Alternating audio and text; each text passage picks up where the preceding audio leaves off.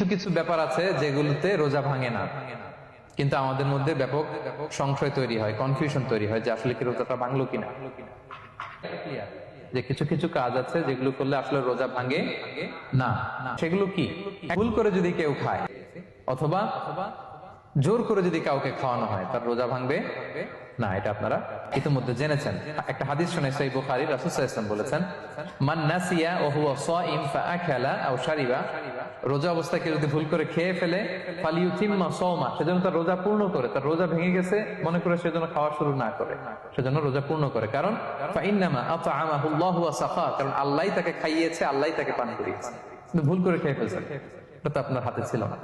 তাহলে ভুল করে খেলে তার রোজা ভাঙবে না, কাজা কাফারা কিছুই লাগবে না, জাস্ট ইউ কন্টিনিউ ইউ সিয়াম। ওকে। অনিচ্ছাকৃত বমি, এটা আমি আগেও ক্লিয়ার করেছি যে ইচ্ছাকৃত বমি করলে রোজা ভাঙে, কিন্তু অনিচ্ছাকৃত যদি বমি চলে আসছে, ভমিটিং হচ্ছে, আমার রোজা ভাঙবে না। নোজ ব্লিডিং, নাক দিয়ে অনেকে রক্ত পড়ে না, নাক দিয়ে রক্ত ঝরলে মানুষের রোজা ভাঙে, আনলেস যদি অনেক বেশি অ্যামাউন্টের হয়, আপনি ক্লান্ত হয়ে পড়েন, তখন তো আপনি রোজা ভাঙতে পারবেন। রোজা রেখে দাঁত ফেলতে পারবো কিনা? জি, রোজা রেখে আপনি আপনার দাঁতকে রিমুভ করতে পারবেন, খুব বেশি যাতে রক্ত বের না হয় সেটা আপনি খেয়াল রাখবেন। দাঁত ফেললে যে রক্ত বেরোয় এতে রোজা ভাঙে না।